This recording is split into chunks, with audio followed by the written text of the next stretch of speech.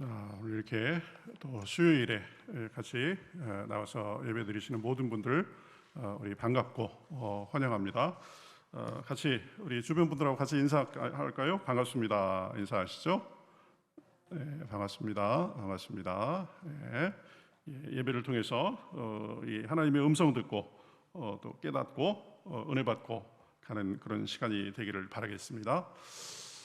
오늘 그 말씀을 준비하면서 참 많은 분들이 와서 좀 이렇게 이것에 대해서 좀 생각하고 좀 마음에 새겼으면 좋겠다 이런 생각을 하고, 또 저도 새삼스럽게 다시 한번 그래, 이런 것들이 중요한 거지, 그런 것들을 다시 한번 제가 돌아보게 되는 그런 계기가 됐습니다.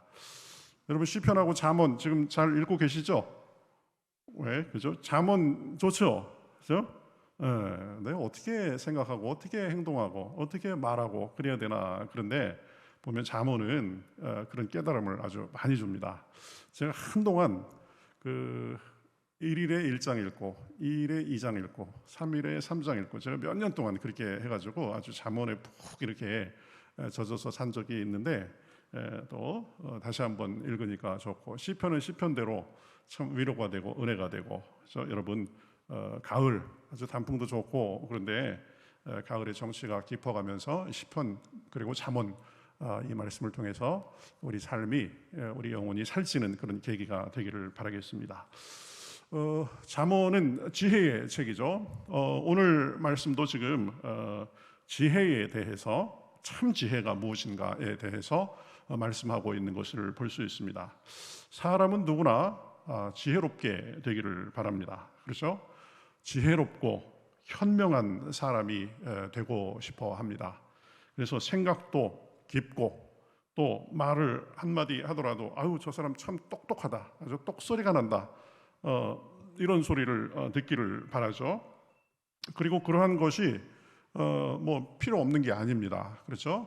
우리가 생각과 말에 있어서 참 지혜롭게 하고, 그런 것은 삶에 있어서 참 중요한 것들이죠.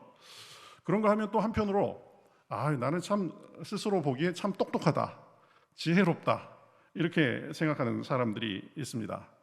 내가 다른 건 몰라도 이거에 대해서는 좀 다른 사람들보다는 좀 낫지, 이렇게 생각하는 그런 부분도 있고, 또 내가 그래도 사람 보는 눈은 있지, 이렇게 생각하는 사람도 있고, 뭐 그래가면서 나름대로 자신 있어 하고 그러기도 합니다. 그래서 이 오늘 말씀은 이 지혜에 대해서, 참 지혜가 무엇인지 이거에 대해서 생각해 볼 텐데, 먼저 지혜에 대해서 우리가 먼저 생각할 것은, 지혜는 말이 아닌 행함 속에 나타나야 된다라는 것을 우리가 알 필요가 있습니다.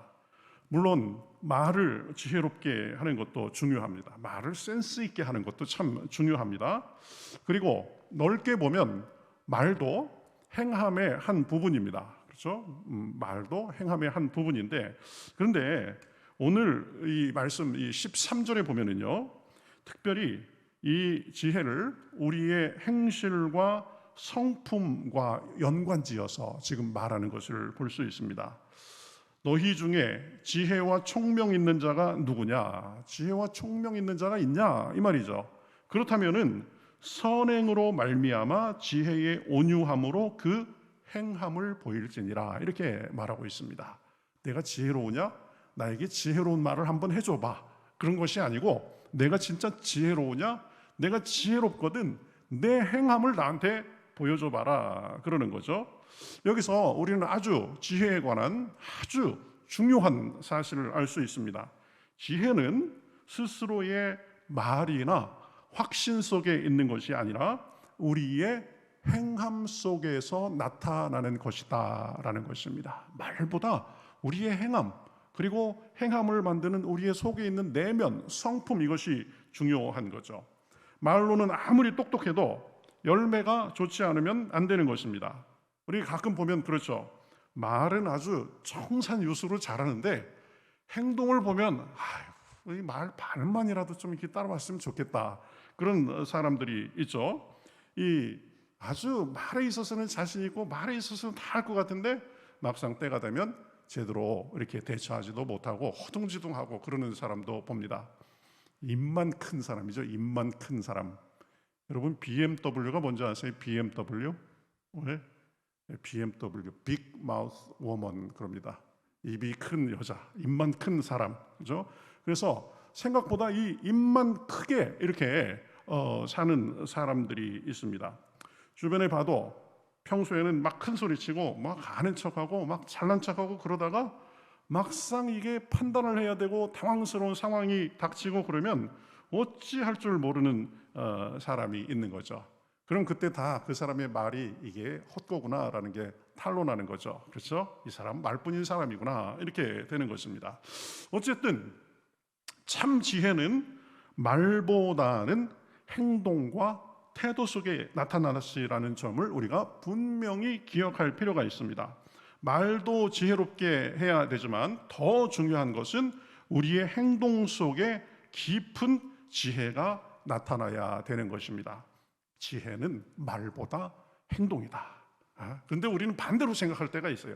어쨌든 내가 말에서는 안 밀리려고 막 모르는 것도 아는 척하고 아닌 것도 긴 척하고 막 엄청 부풀리고 포장하고 그럽니다. 그거 별거 아니다라는 거죠. 차라리 말은 조금 어눌하고 말수는 적고 그래도 보면 그 사람의 평소에 행동하는 거나 이걸 보면 이 사람은 정말 말은 없어도 속이 찬 사람이구나. 이 사람이야말로 정말 같이 함께 할 사람이구나. 이 사람이 지혜로운 사람이구나. 그걸 알 수 있는 것입니다. 여러분도 그렇게 생각하시죠? 보면 말만 많고 시끄럽고 이런 사람 피곤해해요. 다들 보면은 나이가 먹을수록 더 그런 것 같아요.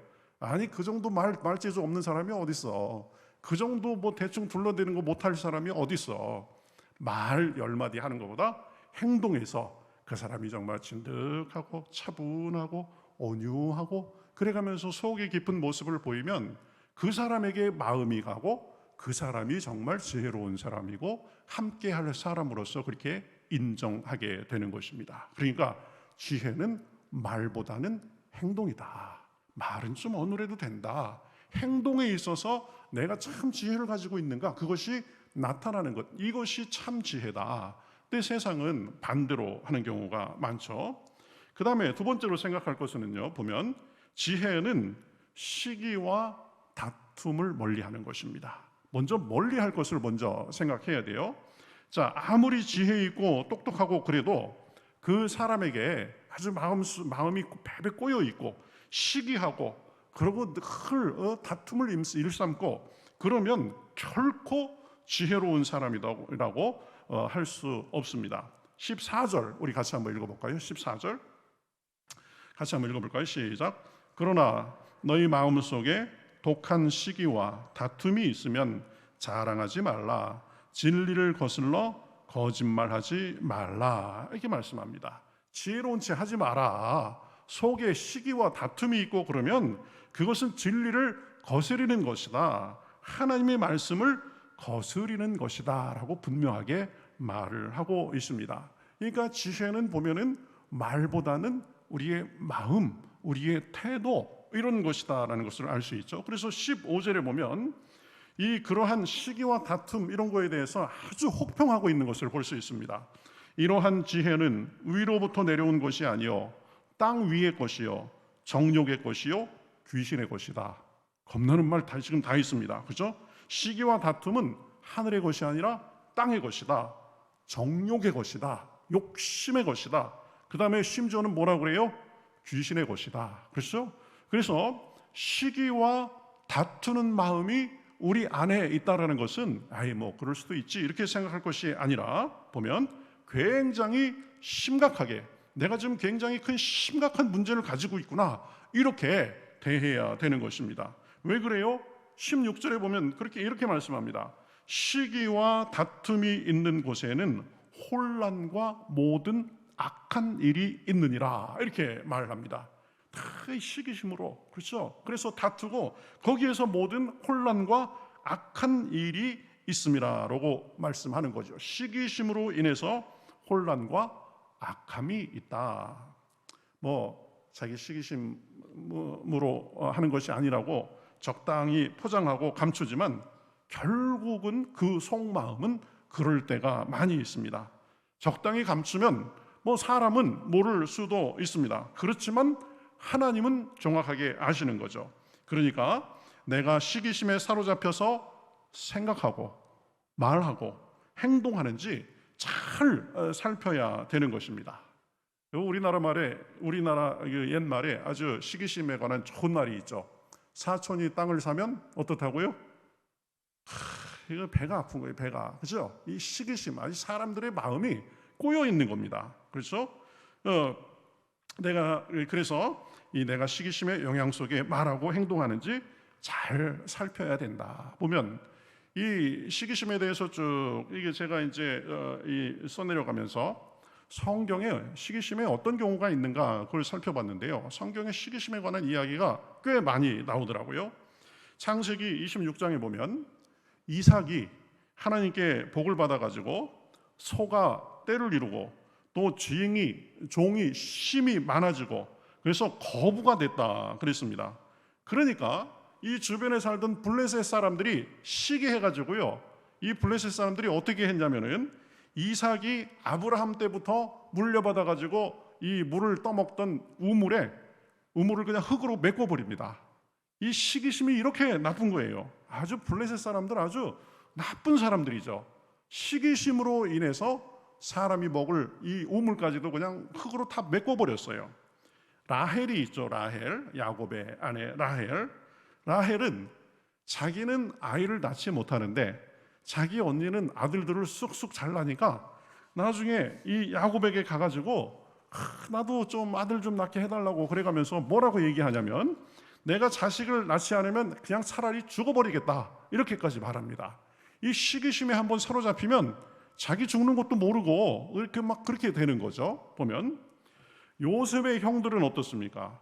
요셉의 형들도 보면 이 자기가 크게 될 것이다 라고 말하는 그 동생을 곱게 보지 않고 아주 안 좋게 보고 시기해가지고 기회를 보고 있다가 기회가 오니까 동생을 그냥 요셉을 죽여버리려고 하다가 결국에는 아직 소년티도 제대로 벗지 못한 자기 막내에서 두 번째 동생인 요셉을 그냥 애굽에 갖다가 팔아버렸습니다. 시기심에 사로잡히니까 뭐 동생이고 뭐고 없는 거예요. 그냥 갖다 죽이려다가 목숨만 살려줄게 그러고 그냥 외국으로 그냥 팔아 넘겨버린 겁니다. 그랬다가 나중에 어떻게 됐어요? 입장이 바뀌었죠.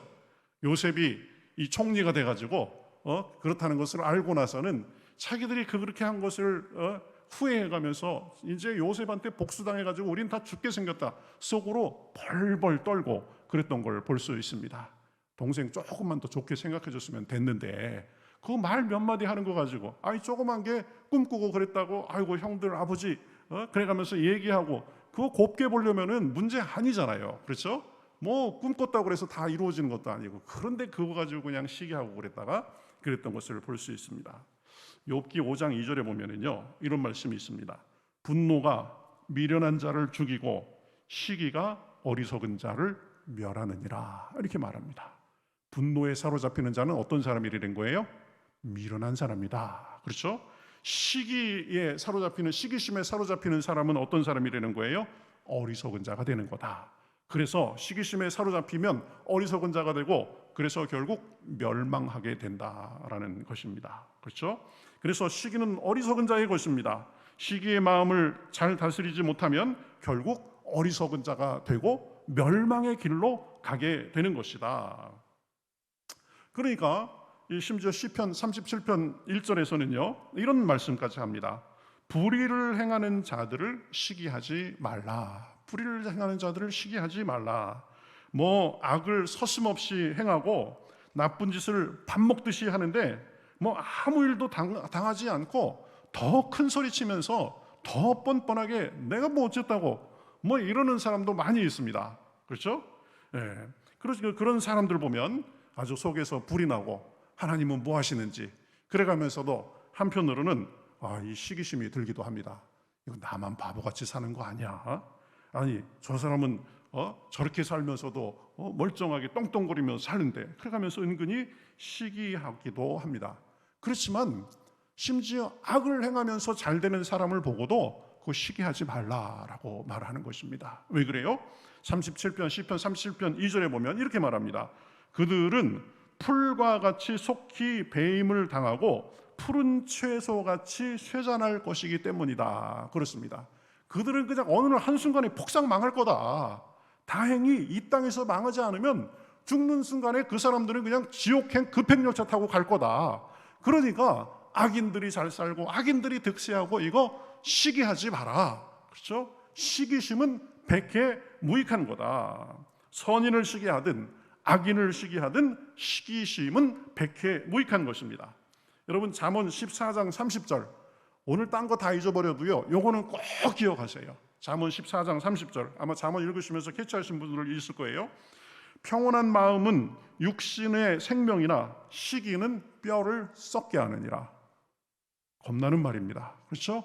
내가 마음을 얼마나 편안하게 갖느냐, 그렇지 않고 시기심에 사로잡혀가지고 내가 마음이 베베 꼬이고 분노에 사로잡히고 그러느냐, 완전히 달라진다라는 것입니다. 평온한 마음은 육신의 생명이나 시기는 뼈를 썩게 하느니라. 마음 속에서 이 우리의 몸까지도 그렇게 생명이 흐르게 하느냐, 아니면 뼈가 썩어버리게 하느냐, 시기심이 우리를 그렇게 파괴한다라는 것입니다. 시기심은 결국 백해 무익한 것입니다. 상대방과의 관계에도 좋지 않고, 특히 시기심을 품은 그 사람 자신을 뼈를 썩게 하고 멸망시키는 것입니다. 그렇기 때문에 우리가 지혜를 원한다면 내가 무엇을 하고 무엇을 또 받아들이고 그러기보다 우리 마음속에 시기심과 다툼을 멀리해야 되는 것입니다. 그렇죠?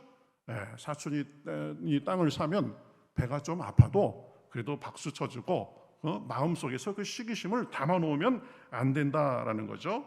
그것이 몸과 마음이 건강하게 사는 지혜요, 하나님께도 마땅한 것입니다.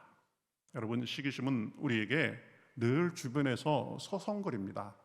다른 사람이 잘 되는 거 보면은요, 그거 아주 좋다, 나도 기분이 너무 좋다, 그럴 사람 별로 없는 것 같아요. 남이 잘 되는 그런 것을 보면은 이상하게 배가 아파집니다.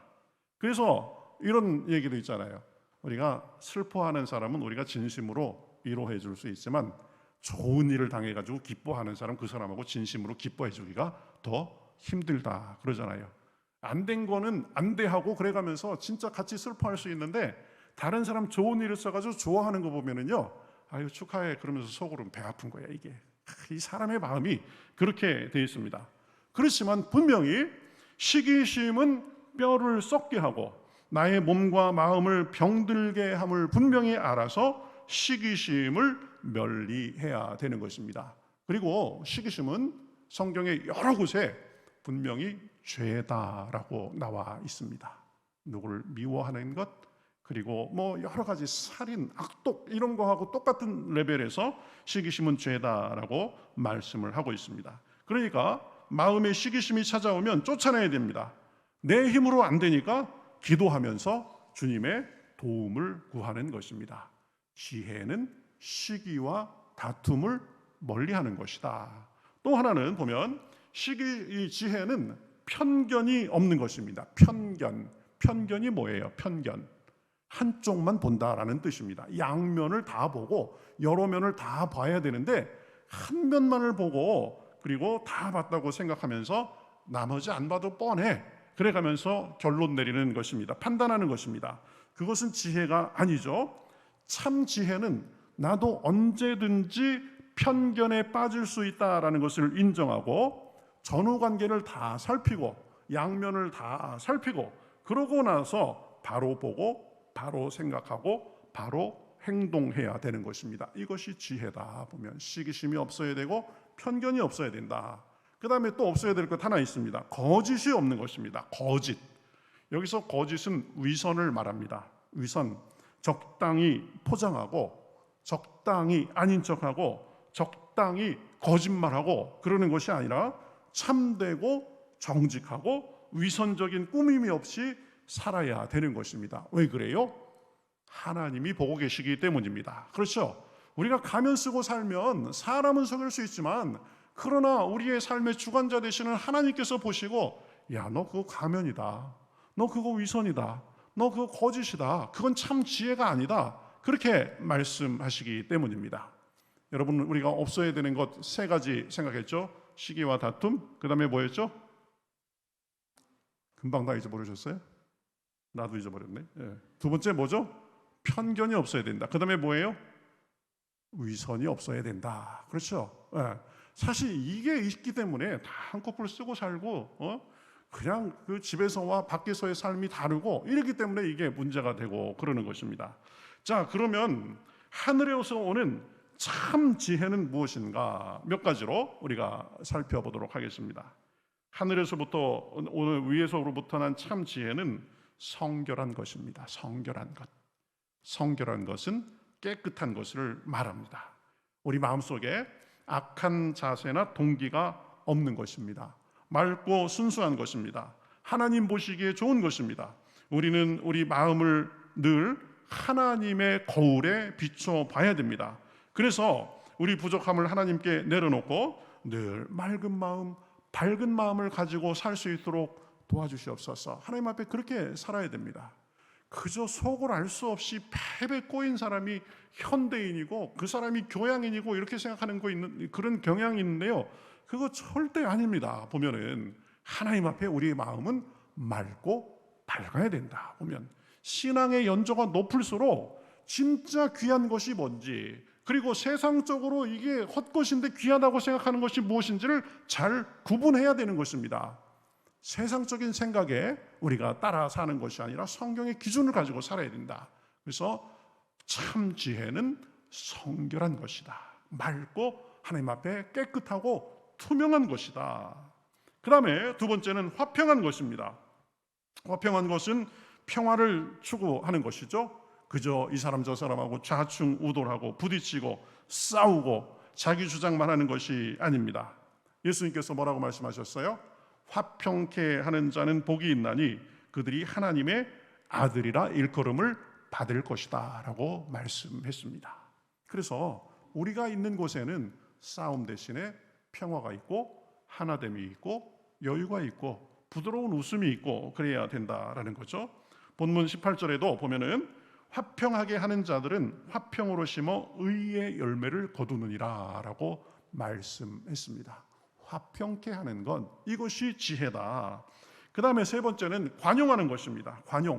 관용이 뭐예요? 참고 받아주고 이해해주고 배려해주는 것입니다. 관용은 그저 해도 되고 안 해도 되고 그런 것이 아니라 하나님의 명령입니다.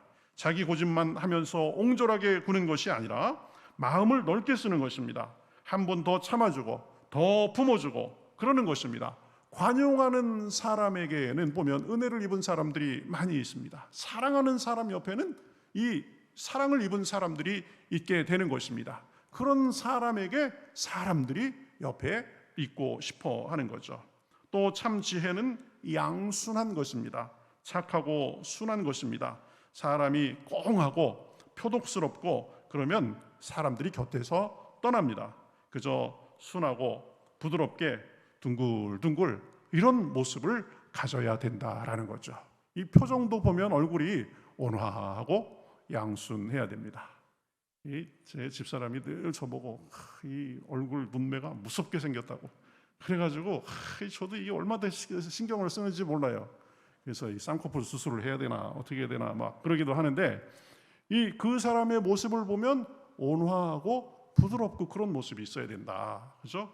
사람이 그냥 바늘 하나 안 들어갈 것이 안 들어갈 것 같이 다 경직돼가지고 아주 그래가지고 눈도 계속 떠가지고 누가 건들기만 해봐 내가 어떤 사람인가 보여줄 거야 이런 게 아니라 그렇죠? 조금 온화하고 부드럽고 그죠? 행동하면서 너무 그냥 얼음같이 하는 것이 아니라 그래도 좀 여유 있게 나사가 한두 개 정도는 빠진 것처럼 그죠? 겉으로는 그렇게 할 수 있잖아요. 그런 모습을 가지고 살아야 된다. 그냥 독해가지고 그냥 막 고슴도치처럼 그냥 가시를 다 곤두세우고 이렇게 살면 안 된다. 양순한 것입니다. 이것이 지혜다. 보면 아이고 현대사회 살면서 어떻게 그렇게 삽니까? 그건 세상에서 말하는 거고요. 하나님께서 그런 사람들을 오히려 사람들에게 인정받게 해주시고 세상에서 진짜 참 행복을 누리면서 살게 해주신다라는 거죠. 또 참 지혜는 긍휼을 베푸는 것이다 라고 했습니다. 불쌍히 여겨주고 감싸주는 것입니다.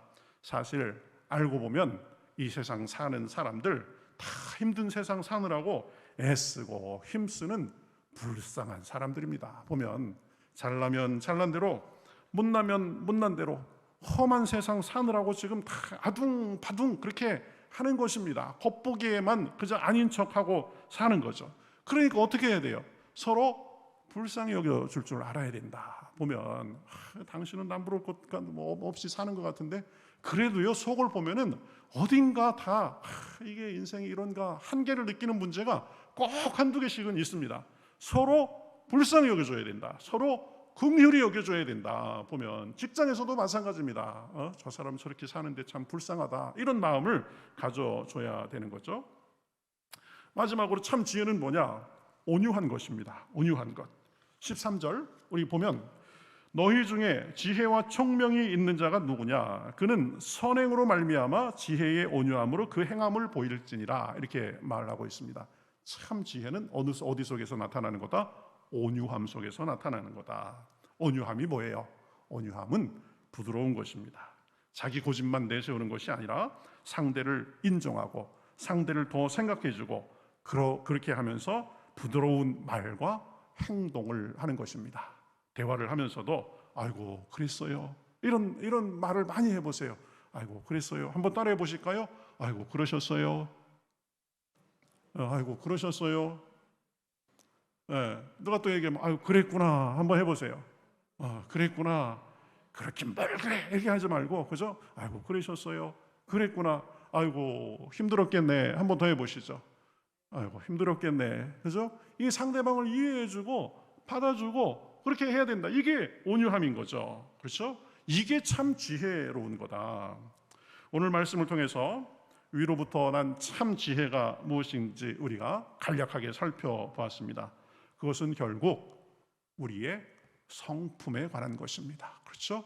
성품의 지혜가 묻어나는 사람이 진짜 지혜로운 사람이다. 말로만 잘난 척하고 그러는 것이 아니라 우리 성품을 부드럽고 넓고 온유하게 가꿔서 그러한 모습이 우리 삶 속에 자연스럽게 배어 나오도록 하는 것이, 그것이 참 지혜다. 보면 쉽지 않습니다. 그렇지만 무엇이 참 지혜고 무엇이 하나님 앞에 우리가 쫓아가야 될 것인가를 분명히 알고 나아가야 되는 거죠. 여러분 저 사람 아이고 저 사람 저 헛똑똑이야 많이 얘기하죠. 그렇죠? 진짜 똑똑똑이, 속똑똑이 겉똑똑이 이렇게 말합니다. 겉으로만 똑똑해 보이는데 별거 아닌 사람. 어찌 보면 현대인들은 다 겉똑똑이들이 많습니다. 아주 뭐 말도 잘하고 생활도 여유 있어가지고 뭐 이것저것 폼 잡고 뭐 다 하러 다닌다고 그러고 뭐 집은 별거 없어도 뭐 아주 차는 외제차로 막 그냥 치장하고 다니고 다 그 겉똑똑이들이에요. 보면은 그래가지고 뭐 하려고, 그죠? 속이 꽉 차야지. 그런데 보면 마음의 여유가 없어요. 금방 분노하고 조금이라도 자기가 손해 보는 것 같으면은 금방 막 어떻게 할 듯이 막 달려들고. 오늘도 예배 드리기 전에 저 신방할 때가 있어가지고 주공 아파트 갔다 왔는데요. 차 돌리려고 이렇게 갔는데 우리 교회 차가 커가지고 거기가 좁아가지고 차 대기가 마땅치 않아요. 그래서 돌리려고 이렇게 하고 있는데 그 틈을 제가 보기엔 차가 빠져나갈 수 없는데 제가 돌리려고 지금 막 동작하는 중인데 막 들이밀어. 그래가지고 뭐 거기를 어떻게 뭐 뚫고 가려고 하는지. 근데 그 틈이 되더라고요. 그렇게 여유 없이 각박하게 그렇게 살고. 오늘 말씀에 보면 참 지혜는 겉똑똑이가 아닙니다. 그렇죠? 속이 똑똑한 사람이 진짜 똑똑한 사람입니다. 시기와 다툼을 버리고 편견과 위선을 버리고 부드러움과 배려, 관용과 온유함을 입는 것입니다. 긍휼과 화평의 삶을 사는 것입니다. 하나님 앞에 마음이 밝고 성결하게 사는 것입니다. 양순하게 사는 것입니다. 그렇죠? 아까 서두에서 말씀했지만 우리도 보면 사람들 많이 만나고 하지만 누구에게도 마음이 가요. 그런 사람에게도 많이 마음이 가는 것입니다. 그러한 참 지혜는 우리 힘으로만은 얻을 수가 없습니다. 저도 그렇습니다. 설교하면서 말씀에 그렇게 지금 나와 있으니까 그저 대언하는 마음으로 하는 거지 저도 아직 부족한 점이 많이 있습니다. 누구나 그럴 것입니다. 쉽게 노하고 시기하기도 하고 그럽니다. 그러나 예수님은 우리에게 좋은 모범을 보여주셨습니다. 온유함의 모범을 보여주셨습니다. 우리에게 긍휼을 보여주시고 양순함을 보여주시고 관용을 가르쳐 주셨습니다. 주님을 본받아서 그러한 삶을 살도록 도움을 구하고 지혜를 구하면 주님께서도 우리가 헛똑똑이가 아니라 참 지혜를 가지고 살 힘을 주시는 줄 믿습니다. 칼 융이라고 이 프로이드와 더불어서 심리학계의 양대 거두죠. 이 사람은 특별한 능력이 있었대요. 보면 무당기 비슷하게 학자인데 사람을 딱 보면 그 사람의 영적인 것을 꿰뚫어 보는 능력이 있었답니다. 그래가지고 그 사람이 쓴 글이나 이런 거 보면은 이게 학문인지 아니면 미신인지 뭐 그런 약간 애매한 그런 것도 많이 있는데 어쨌든 뭐 독일에서는 프로이드보다 칼 융을 훨씬 더 잘 많이 알아준다는 그런 얘기도 있는데요. 평생 이제 심리학자로서 사람 정신적인 것을 치료하고 연구해가면서 특별히 이 사람은 40대 이후의 사람들을 주로 많이 대상으로 이렇게 치료하고 연구했다고 하는데요. 그 자기의 평생의 그런 심리학자이자 정신과 의사로서의 그 경험을 이렇게 말을 했다고 합니다. 모든 병은 결국 영이 잘못된 데서 온다. 제가 목사로서 이 얘기를 들으니까 귀에 쏙 들어오더라고요. 이야, 이 세계적인 그 심리학자, 세계 양대 산맥인 이 사람이 얘기했다는 거니까 모든 문제는, 모든 병은 어디에서 온다고요? 영에서 온다라는 겁니다. 영이 건강하지 않으니까 그 나쁜 영의 영향으로 인해서 마음의 병이 생긴다는 거예요. 마음의 병이 생기니까 이 마음의 영향을 받아가지고 이 병이 되고 암도 되고 그런다라고 하는 것입니다. 이 진짜 원리가 그렇대요. 그러니까 우리가 무엇을 신경 써야 되겠습니까?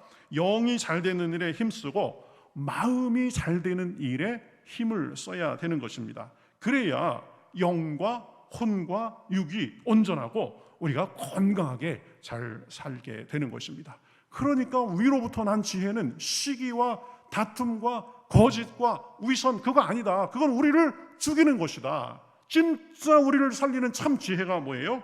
성결한 것입니다. 화평한 것입니다. 관용한 것입니다. 양순한 것입니다. 긍휼을 베푸는 것입니다. 온유함입니다. 이것이 참 지혜입니다.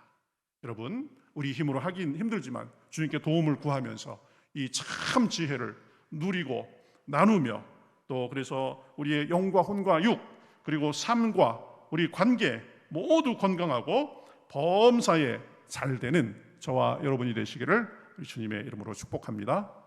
참 지혜를 누려야 되겠습니다.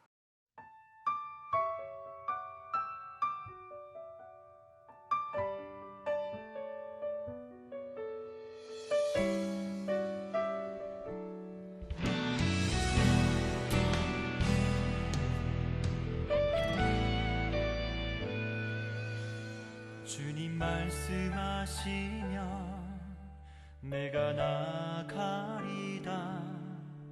주님 뜻이 아니면 내가 멈춰서리다. 나의 가고 서는 것 주님 뜻에 있으니 오 주님 나를 이끄소서. 주님 말씀하시면 내가 나가리다. 주님 뜻이 아니면 내가 멈춰서리다. 나의 가고